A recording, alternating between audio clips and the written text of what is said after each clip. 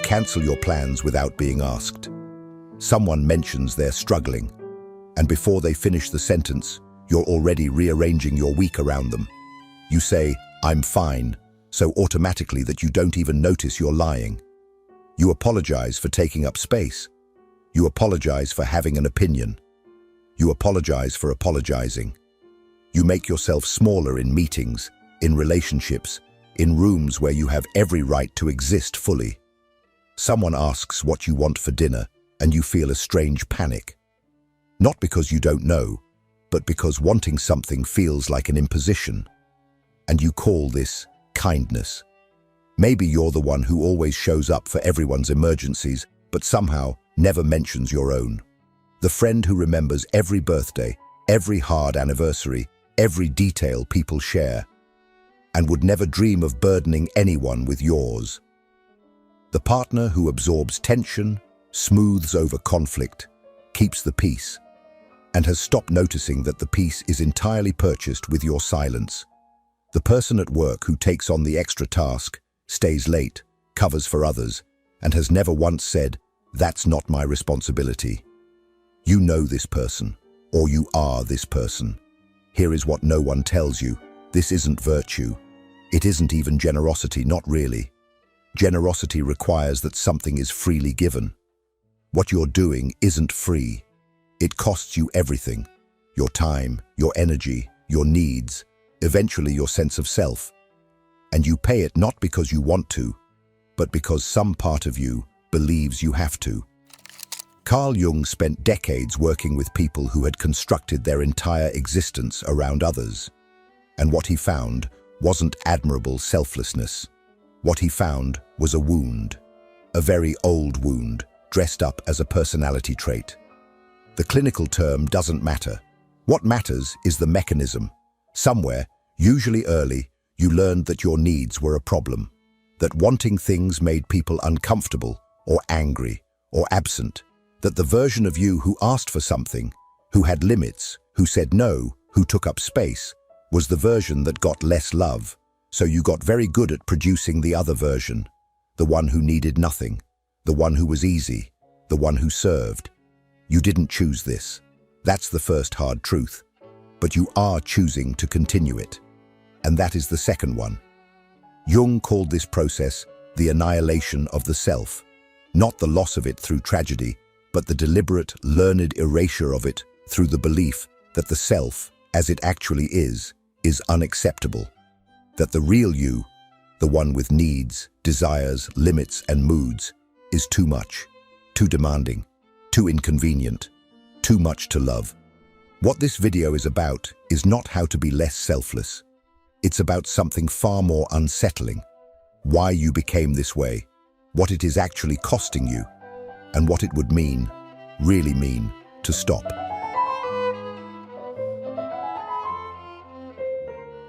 Nobody decides to erase themselves. That's not how it works. You didn't wake up one day and choose to become the person who exists primarily as a function of other people's needs. It was taught to you, slowly, consistently, in a language children understand before they can name it. The language of what happens when you take up space and what happens when you don't. Jung's concept of the complex is precise here. A complex isn't a quirk or a habit. It's a psychological structure built under pressure, a cluster of learned responses organized around a wound. And the wound at the center of chronic self-sacrifice is always some version of the same discovery, that the self, as it truly was not safe to show. The forms this takes vary, but they're more common than you think. Some people were parentified, turned into emotional caretakers for adults who should have been caring for them.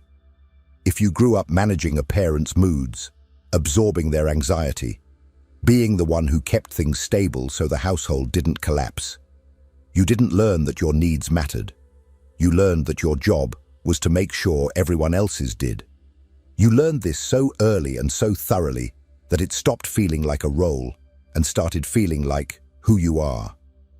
Others were loved conditionally, affection given freely only when they performed well, caused no trouble, suppressed what they felt.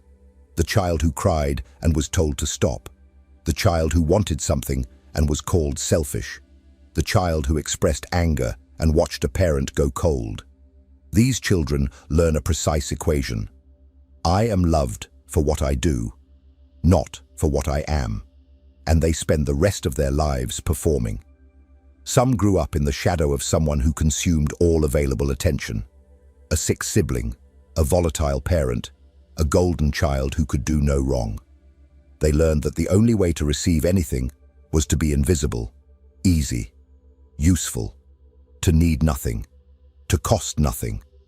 And some were simply punished for asserting themselves. Not dramatically. Sometimes it was just a look, a withdrawal, a silence that lasted too long. But the message landed with the full weight that only a child's dependence can give it.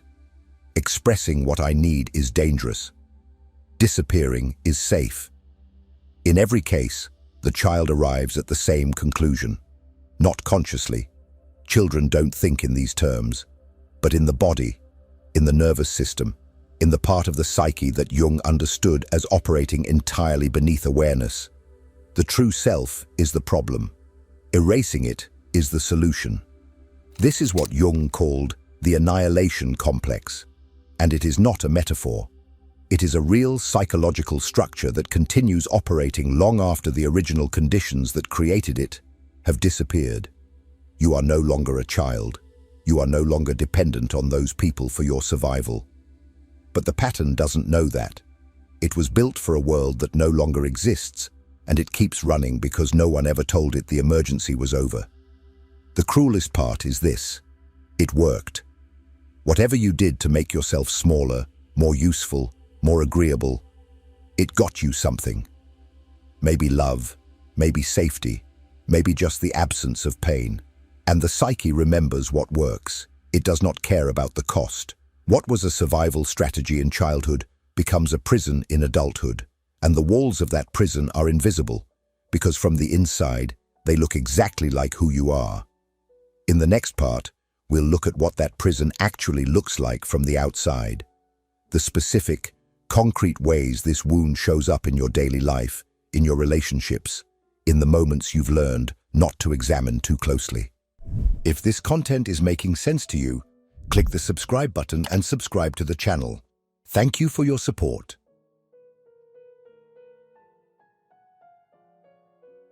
Most people who live this pattern don't recognize it as a pattern. They experience it as personality, as just the way they are. So let's make it concrete. You're in a meeting and someone proposes something you know is wrong. You feel the disagreement rise in your chest, clear, legitimate, informed, and then you feel something else rise faster, the calculation. How will this land? Will I seem difficult? Will they be annoyed? And by the time that calculation finishes, you've either stayed silent or softened what you meant into something so palatable it no longer means anything. You walk out of the room having said nothing. You tell yourself you chose your battles. You didn't.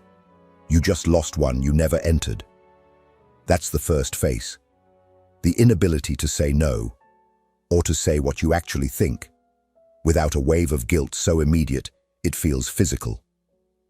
Jung understood this precisely. Asserting yourself means declaring that you exist separately, that you have a perspective that differs from the room's, and that the existence of a distinct self with its own interior is exactly what was dangerous once. The guilt isn't moral. It's a memory. The second face is subtler and more corrosive. It's the shame you feel around your own needs, not the dramatic needs, those you've already learned to suppress so completely you barely notice them. The small ones, needing rest when others are still going, wanting something specific for yourself, feeling hurt and wanting that acknowledged. These feel, somehow, like character flaws, like weakness dressed up as desire. You catch yourself apologizing for being tired. You decline help, not because you don't need it, but because needing it feels like proof of something shameful about you. The third face is the one that's hardest to see because it looks most like identity. Your entire sense of who you are is constructed around being useful. Take away the role, the caretaker, the reliable one, the person who shows up, the one who holds things together. And what's left? This is not a rhetorical question. For many people living this pattern, it produces a genuine terror. Jung observed that when the self has never been validated as inherently worthy, only instrumentally worthy, only for what it produces, then usefulness stops being something you do and becomes something you are. You don't help because you want to. You help because without it, you don't exist. The fourth face lives in your relationships, and it follows a pattern so consistent, it's almost mechanical. You give time, attention, energy, emotional labor, in quantities that are not reciprocated. And when they aren't reciprocated, your response is not to give less, it's to give more.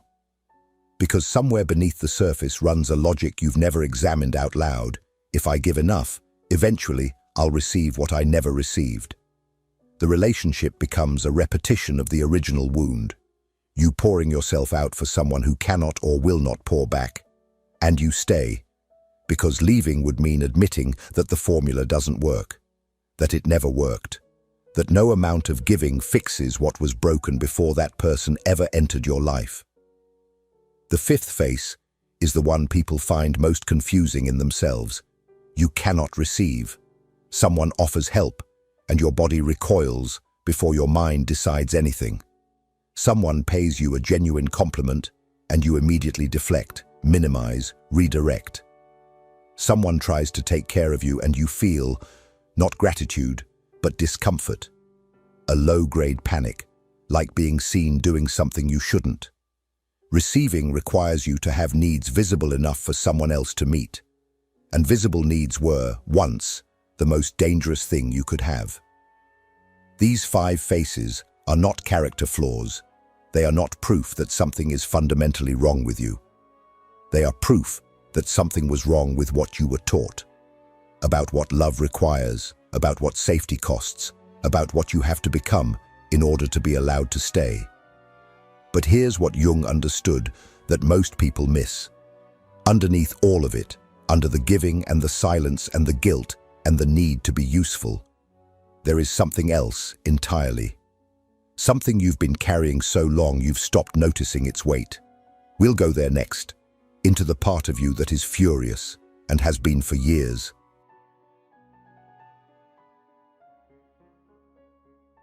There is a version of you that is absolutely furious. You don't call it that. You call it stress or exhaustion or just being sensitive. You notice it in flashes, a sharpness in your voice you didn't intend, a moment of irritation that seems disproportionate, a sudden, overwhelming urge to disappear from your own life. And then it passes, and you apologize, or you explain it away, and you go back to being the person everyone counts on. But the anger doesn't go anywhere. That's Jung's point. That's the whole point. Jung's concept of the shadow is often misunderstood as something dark and dramatic, the hidden monster, the buried evil. But the shadow is simply everything the psyche has decided it cannot afford to be. And for someone who built their survival around being agreeable, helpful, easy, and selfless, the shadow holds exactly what those qualities required you to exile: your rage. Think about what was asked of you. You were required, not by anyone's explicit decree, but by the relentless logic of your early environment, to suppress your needs, absorb other people's difficulties, perform contentment you didn't feel, and smile through situations that warranted fury. You were a child. You had no vocabulary for what was happening, and no power to change it. And you were angry. Of course you were angry. Any self with any integrity would have been. But anger, in the environment that shaped you, was not safe. Anger was the thing that made people leave, or punish, or withdraw. Anger was the proof that you were too much, too difficult, the version of yourself that didn't get to stay. So you buried it. Not consciously. You didn't decide to. The psyche did it automatically, the way it always does, to protect you from a consequence you couldn't survive at the time. Here is what that buried anger looks like now. in a life you probably recognize. It looks like resentment that arrives without warning, toward people you love, for reasons that seem too small to justify the intensity of what you feel. It looks like fantasies of vanishing, of quitting the job, ending the friendship, moving somewhere no one knows your name. It looks like a particular exhaustion that sleep doesn't fix, because it isn't physical. It's the exhaustion of someone who has been performing for decades. It looks like crying in the car, alone, after helping someone who never asked how you were. It looks like the smile that stays on your face while something inside you goes completely still. And sometimes it explodes. Not often. You've worked very hard to prevent that. But occasionally, over something minor, the pressure finds a crack, and what comes out is wildly disproportionate to the trigger. Someone makes a small, thoughtless comment. Someone forgets something you did for them. And the response that rises in you is not about that moment. It's about every moment you swallowed something that deserved to be said. The anger was never gone. It was always cued. Jung was unambiguous about what happens when the shadow is consistently denied. It doesn't weaken. It consolidates. It finds indirect roots, the passive aggression, the psychosomatic symptoms, the slow withdrawal from life that looks like depression, but is actually self-preservation. The psyche will express what it contains one way or another. You don't get to choose whether the anger exists. You only get to choose whether you meet it consciously or let it run you from underground. The hardest thing to admit, and this is the truth this section has been building toward, is that some of your anger is legitimate, not the explosive, misdirected kind that lands on the wrong person at the wrong moment. The deeper kind, the anger at having been required to disappear, the anger at having given so much, for so long, to people and systems that accepted everything you offered without ever asking what it cost you. The anger at having been taught that your needs were a burden rather than a basic fact of being alive. That anger is not something to be ashamed of. It is information. It is, in fact, the part of you that knows something is wrong, that has always known, and has simply never been given permission to say so. But knowing the anger there is not the same as understanding why you can't stop. Even people who see the pattern clearly, who feel the resentment building, who are exhausted by their own selflessness, they continue. The mechanism that keeps the pattern running is more stubborn than awareness alone can dismantle. And that's exactly where we're going next. If what you're hearing resonates with you, you'll find real value in my ebooks. Beyond the Shadow breaks down Jung's core ideas, while Dialogues with the Unconscious gives you a 30-day path to apply them in your life. Both are linked in the pinned comment.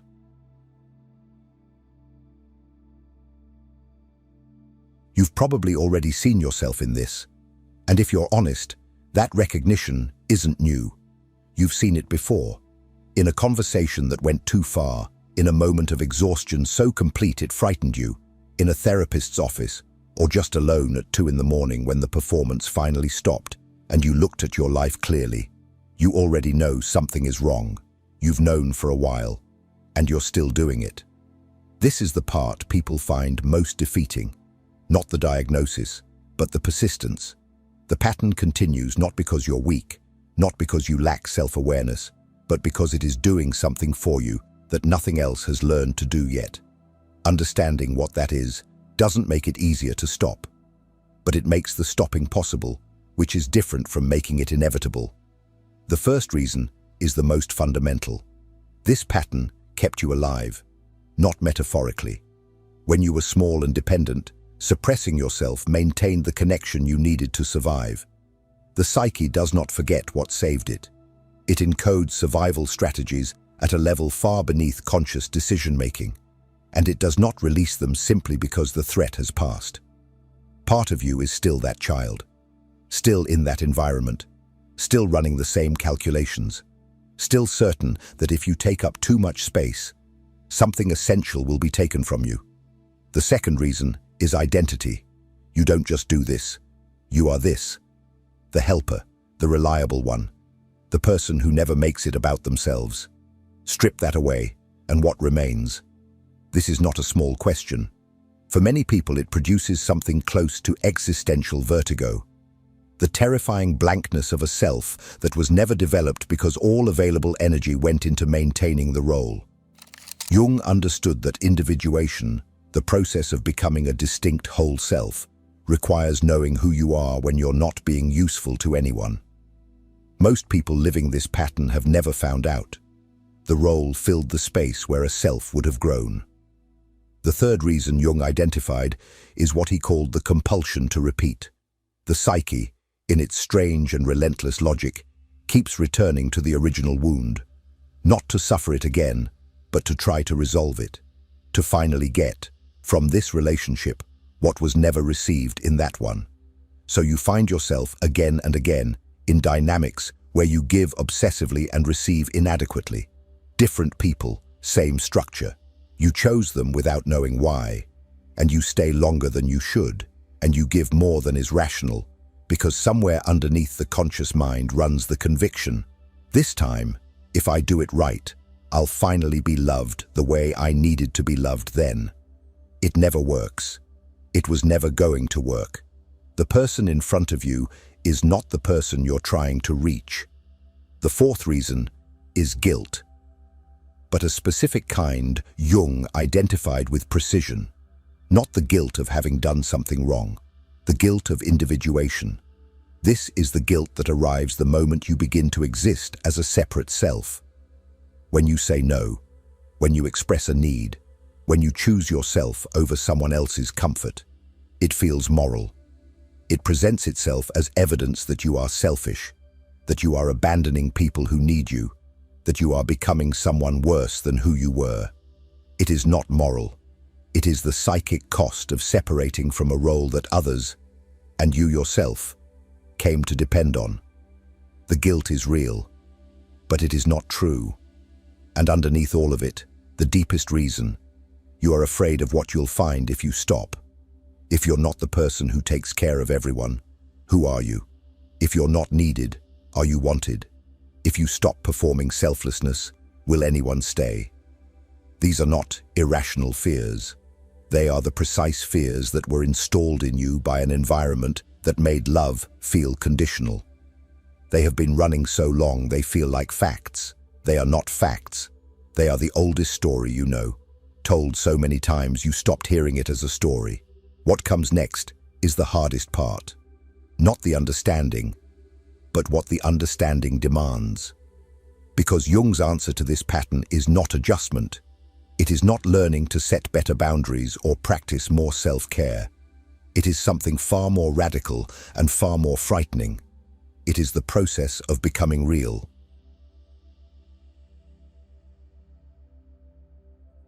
Most people, when they finally recognize this pattern, want a technique, a script for saying no, a boundary-setting framework, something that fits inside a weekend and leaves the rest of the structure intact. Jung would have found this heartbreaking, not because small steps don't matter, they do, but because they address the behavior while leaving the wound untouched. And a wound that isn't touched doesn't heal, it waits. Individuation, Jung's term for the process of becoming a whole, distinct self, is not a self-improvement project. You don't become more yourself by acquiring new habits on top of the old architecture. You become more yourself by dismantling what was built in the place where a self should have grown. That is slower, more disorienting, and at several points, it will feel like loss, because it is loss. The first thing individuation demands is grief, actual mourning for the child who had to disappear in order to be loved, that you deserved to be seen as you were, not as you could be made useful, that the needs you buried were legitimate. You cannot build a self on top of an unmourned wound. This step gets skipped most often. It is the one that matters most. The second is integrating the anger, not burning everything down, but acknowledging the rage as yours, as legitimate, as a compass pointing precisely toward where your limits are. You were taught to break that compass. The work is learning to read it. The third is tolerating the guilt of existing as a separate self. Because the moment you say no, express a need, or decline to absorb someone else's weight, the guilt arrives with full conviction. It will feel like moral failure. It is not. It is a signal from the past arriving in the present. Your task is to receive it without obeying it. Here is where the practical work lives. Not in grand transformation, but in small, repeated acts of self-assertion that the psyche slowly learns to survive. Notice the next time someone asks something of you and your body says no before your mouth says yes. And pause there. Just pause. You don't have to refuse yet, but notice the gap between what you feel and what you perform. That gap is where the self still lives, waiting.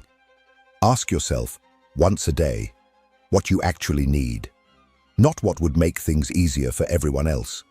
What you need. If the question produces blankness, if nothing comes, that blankness is information. It tells you how long you've been gone.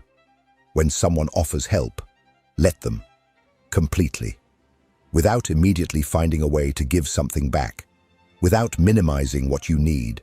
Without making it easier for them to help you less. Receiving is a practice. It will feel wrong before it feels right.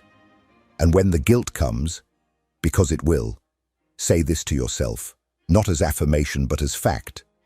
I am allowed to exist without earning it. Then do the thing anyway.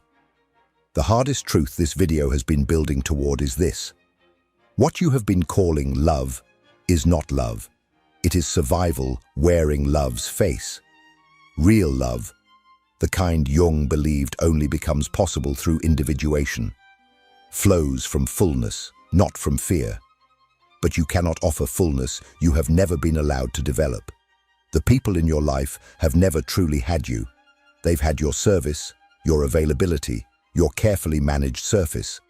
Individuation is the process of ending that arrangement, not by becoming cold or withholding, but by deciding repeatedly that you exist fully and separately, and that this existence requires no one's permission. If something in this video cracked something open, sit with it. The next video will take it further, not because the work can be completed in a single sitting, but because what started moving in you today doesn't stop here. It never does.